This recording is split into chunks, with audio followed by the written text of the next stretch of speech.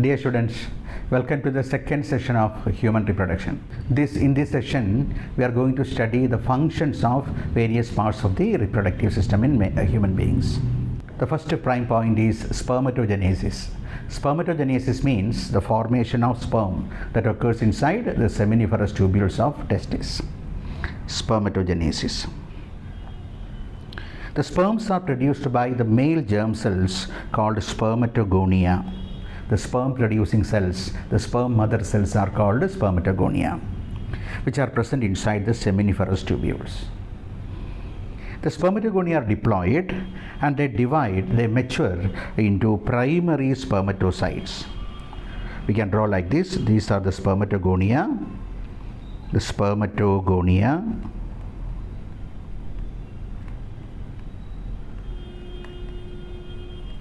which is diploid. They undergo a process of growth and maturation, getting converted into the enlarged primary spermatocytes.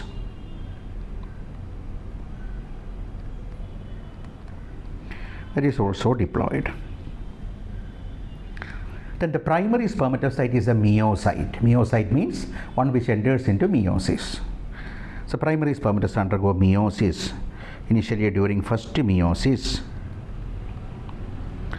two haploid cells are produced, and these are called secondary spermatocyte. These are haploid. These are the first haploid body. Then during second meiosis, each secondary spermatocyte will produce two haploid cells. That means altogether there will be four haploid cells, and these are called spermatids. All the spermatids are haploid.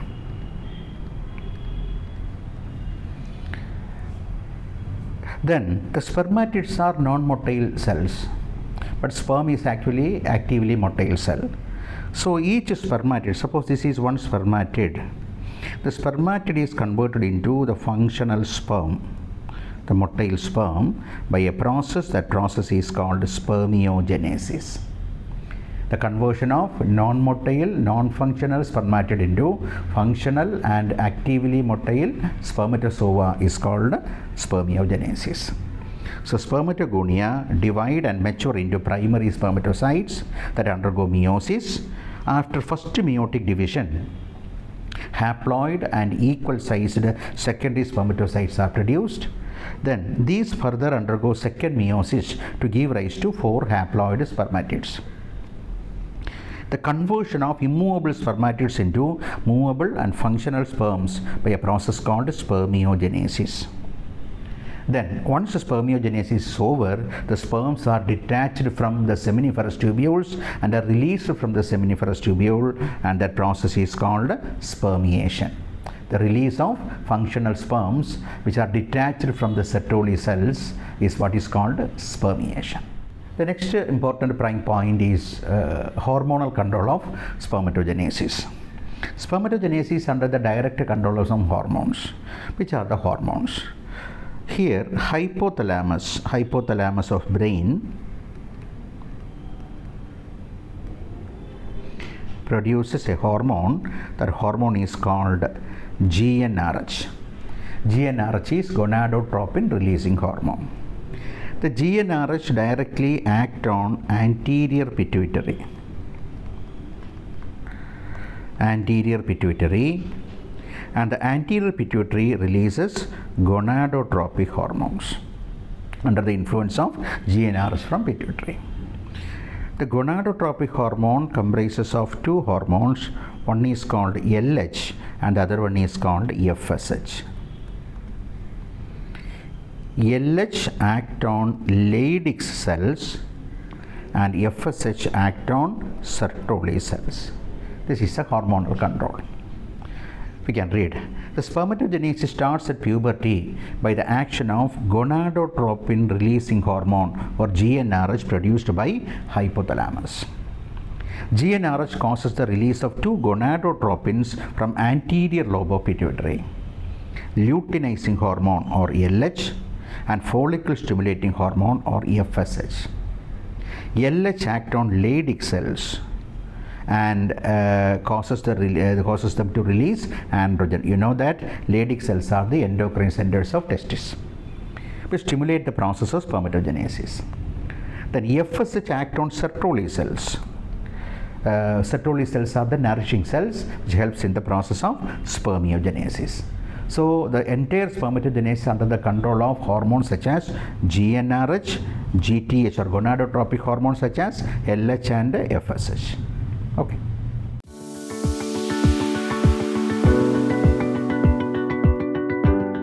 The next prime point is spermatozoon. Spermatozoon means a single sperm.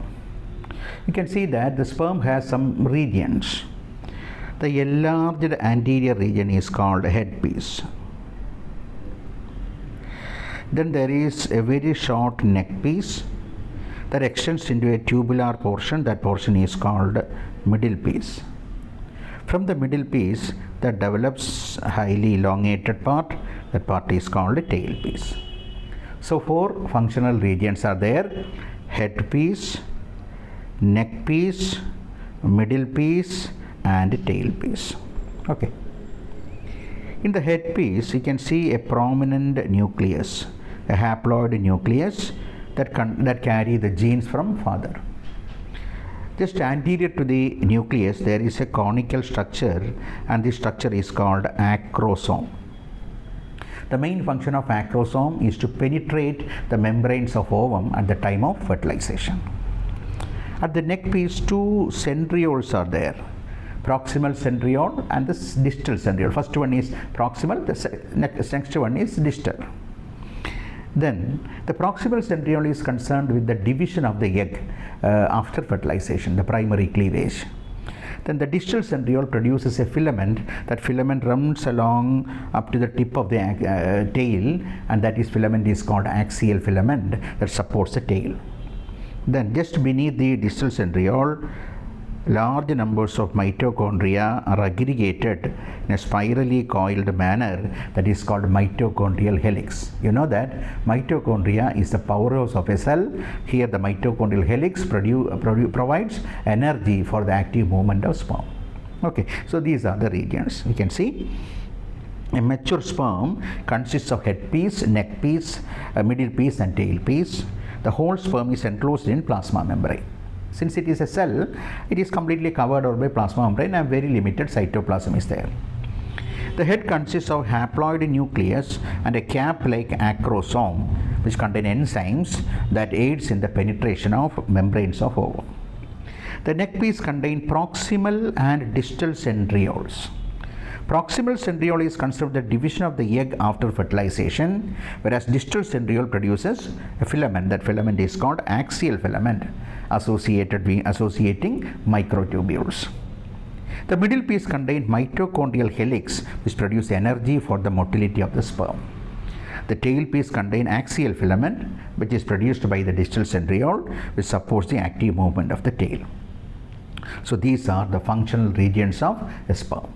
Now we are moving on to the next prime point, that is oogenesis. Spermatogenesis is the formation of sperm. Oogenesis is the formation of ovum.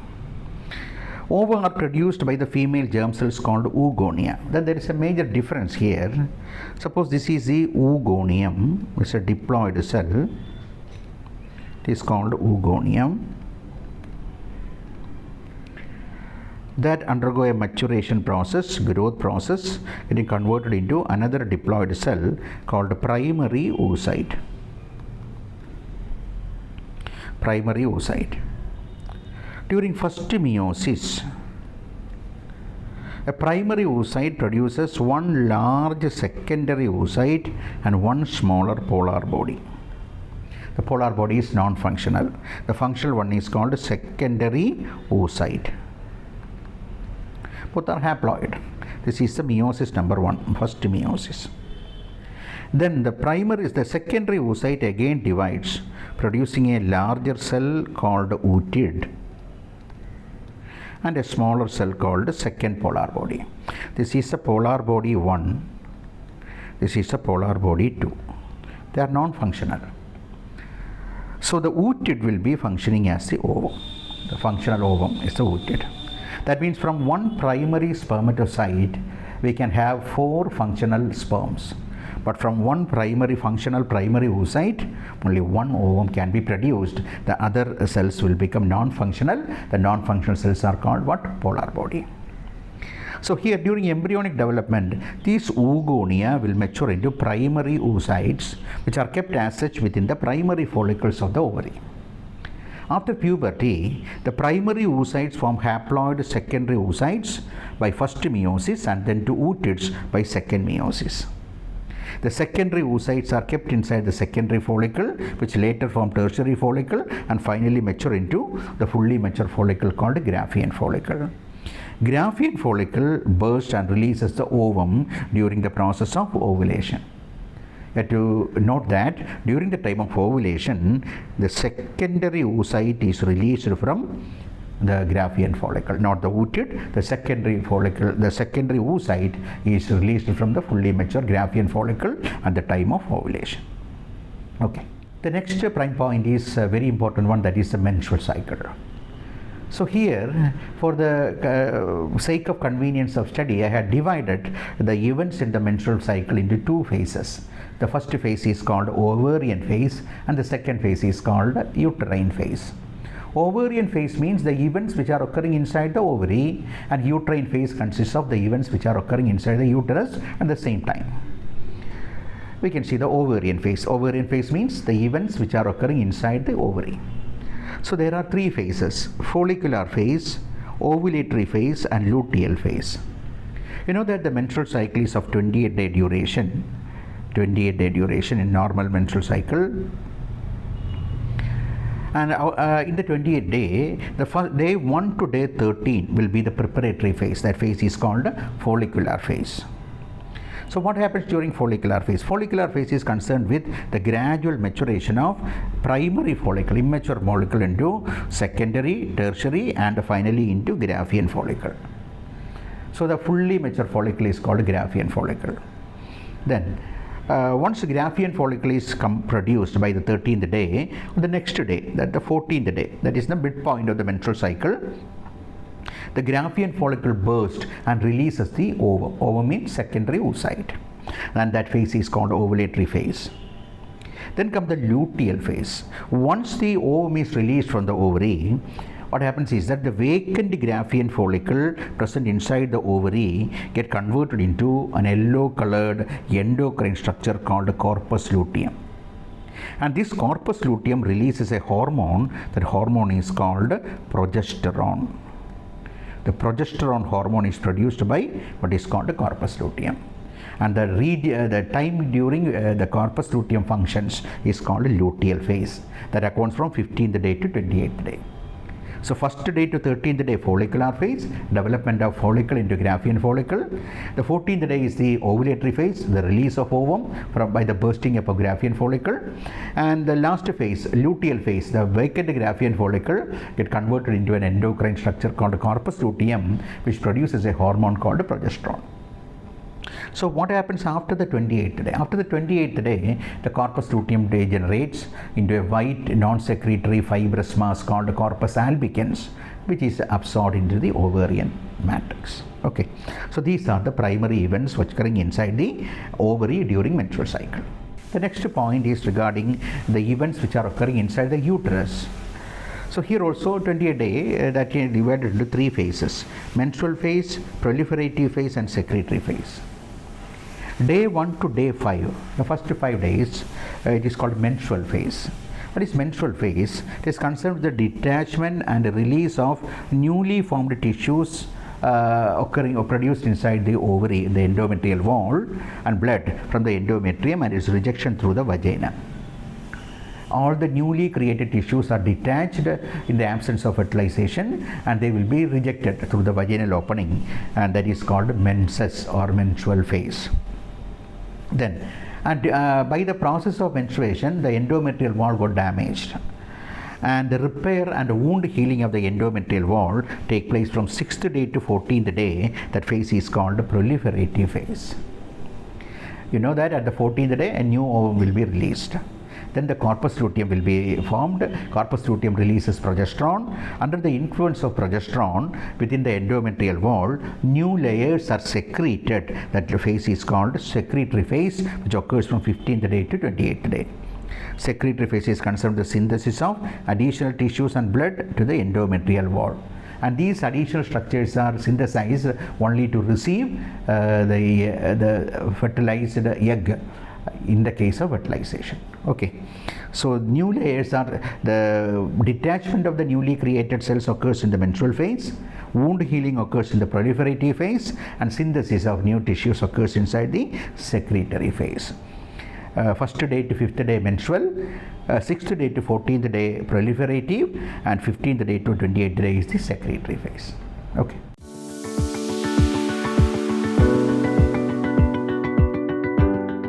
Now the next prime point is the fertilization events, which are the main events occurring during fertilization. During the course of reproduction, semen is released inside the vaginal canal, and the process we already studied that the process is called insemination. The sperms then actively move towards the ovum. Ovum is located at the ampullary isthmic junction. So this is the fallopian tube, infundibulum, ampulla, and isthmus, and the two isthmus will fuse together, forming the uterus. This is the cervix, opens into vaginal canal. This is the position of ovum. Okay, this is the place where sperms are inseminated. Then the sperms has to move towards the ovum, isn't it? All the sperms will move towards the ovum through the uterus, isthmus, and reaches the position where ovum is located. The position is called ampullary isthmic junction, and the fertilization takes place there. The sperms actively move towards the ovum, which is located at the ampullary isthmic junction of the fallopian tube. The entry of sperm into the ovum is facilitated by the secretions of acrosome. We already studied that the acrosome is the cap-like structure at the tip of the sperm. The fusion of sperm with the ovum is called fertilization, otherwise called syngamy. You see, the ovum is haploid, the sperm also is haploid. When two haploid cells are fusing together, we will getting a diploid cell. The diploid cell is called zygote. The formation of zygote is called syngamy or fertilization. Then large numbers of sperms are rushing towards the ovum, but only one sperm can enter into the ovum and affecting fertilization. The entry of other sperms is prevented by the changes in the membranes of ovum, especially in the zona pellucida. So that the first two sperm can enter into the ovum, the remaining sperms are unable to penetrate the ovum. Okay. So these are the main events during fertilization. The next prime point, what happens after fertilization? And these events are collectively called post-fertilization events. So you know that the zygote is produced inside the ampullary isthmic junction, isn't it? This is the uterus. Here the zygote is produced. Zygote is a single cell. Then just after the fertilization, the zygote divides, producing a two-celled condition, and the cells produced by the division of the zygote are called blastomeres. The division of the zygote is called cleavage. The cells are formed as called blastomeres. Blastomeres are diploid cells. Then again they divide, producing a four-celled structure, four blastomere stage. Then they divide, producing an 8 blastomere stage. Then they form a 16-celled stage. Then they get attached with the uterine wall in the 32-celled structure. The 32-cell structure that get attached with the uterine wall. The 16-celled stage is called morula. Morula enters into uterus, and the 32-celled stage is called blastocyst, and the blastocyst get attached with the uterine wall, and the process is called implantation. Attachment of blastocyst with the uterine wall is called implantation. You can see zygote divides by a process called cleavage, early mitotic divisions producing diploid cells called blastomeres. which clump together and move towards the uterus. The 32-cell stage of the embryo is called blastocyst. Human blastula is called blastocyst, which consists of an outer layer of cells. Suppose this is a blastocyst, there is an outer layer of cells called trophoblast and an inner mass of cells that is called inner cell mass, alangile embryoblast. ICM means inner cell mass. Outer layer of cells called trophoblast, and inner mass of cells called inner cell mass or embryoblast. The trophoblast get attached to the uterine endometrium and the process is called implantation. Inner cell mass get differentiated into the embryonic body. The embryonic body is called fetus. So these are the events just after the process of fertilization. So these events are called post-fertilization events. The next prime point is placentation. When the blastocyst attaches with the uterine endometrium by a process called implantation, a new structure will be created. That structure is called placenta. Placenta is the physical connection between the embryo and endometrium. Endometrium is the uterine wall. Placenta is produced by the union of chorionic villi. The embryo has some finger-like projections called chorionic villi, which produced from the trophoblast and the uterine tissues. Suppose this is a blastocyst. The outer layer is called a trophoblast. From the trophoblast, some finger-like projections are developed. These finger-like projections are called chorionic villi, and they get penetrated inside the uterine tissues. So the uterine tissues together with the chorionic villi form a structure called placenta. Placenta primarily helps in the transportation of nutrients. Transportation of substances from maternal body to fetal body, nutrients are transported, and on the reverse, the waste materials are transported from the fetal body to maternal body. So a bidirectional transporting system is called a placenta. Another important point is that the placenta produces some hormones. The hormones are called placental hormones. The main placental hormones are human chorionic gonadotropin or HCG, placental lactogen, placental estrogen, placental progesterone, etc. All these hormones are helping in the pregnancy procedures. Okay, so placenta acting as a transporting device, a bridge, then a connective tissue, and also acting as an endocrine structure producing some hormones.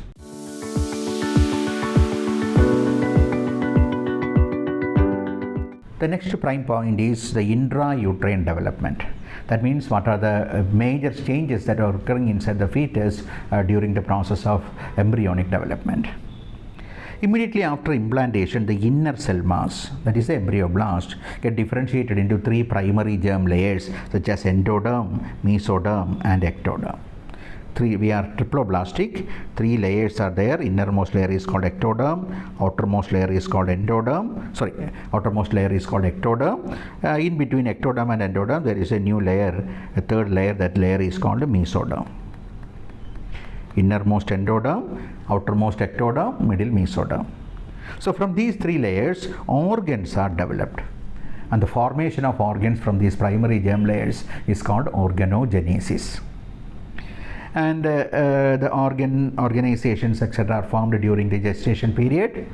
You see, the gestation period or the pregnancy period is 9 months, and that is divisible into 3 periods of 3 months each. The first trimester, the second trimester, and the third trimester. First trimester is from 1st month to 3rd month. The second trimester is from 4th month to 6th month. And the third trimester is from 7th month to 9th month. Okay. So the main characteristic changes. The first month of pregnancy, the fetal heart is formed. The second month of pregnancy, limbs and fingers, digits are produced. The third month of pregnancy, major organ systems, external genitalia, etc. are produced. First, second, third month form the first trimester. Trimester means a period of 3 months. Then the 5th month of pregnancy, fetal movements and hair on the head will be developing. 6th month of pregnancy, body hair formation, eyelid separation and eyelashes formation will be there. Sixth month means the second trimester is over. When the third trimester is over, the ninth month of pregnancy, a fully developed fetus will be produced. Okay, so these are collectively called the intrauterine development. The last point in this session is the parturition and lactation. Parturition means the delivery. Lactation means the release of milk. The delivery of the fully developed fetus after the completion of the gestation period, pregnancy period, is called parturition. So for parturition, the uterus has to contract vigorously. The vigorous contraction of the uterus leading to parturition. And the vigorous contraction is actually by a neuroendocrine mechanism. Neural signals and chemical signals, hormonal signals are incorporated. And this is collectively called fetal ejection reflex. And the hormone which is working for the fetal ejection reflex is called oxytocin. The oxytocin is released from the posterior pituitary. And the parturition occurs through the birth canal. What is birth canal? The canal formed by cervix and vagina is called birth canal, and the ejection of the baby takes place under the influence of vigorous contraction of the myometrial muscles of the uterus, and these muscles are contracted under the influence of oxytocin released from the posterior pituitary. Oxytocin is released by the reflex action. The reflex action is called fetal ejection reflex. Then after the formation of the release of the baby, the milk is released from the mammary glands by a process called lactation. The milk produced during the first few days of lactation is called colostrum. What is the significance of colostrum? Colostrum contains several antibodies that aids the newborn to develop immunity. The primary immunity will be given to the young one by the mother through the milk, so that the milk is not only nutritive and also provide the primary immunity, and that kind of milk released initially is called the colostrum. Okay, and the release of milk, the process is called lactation. So parturition is the delivery of the baby, lactation is the release of milk, and these are the final events concerned with the reproduction. So we have finished all the prime points of the chapter human reproduction. Thank you.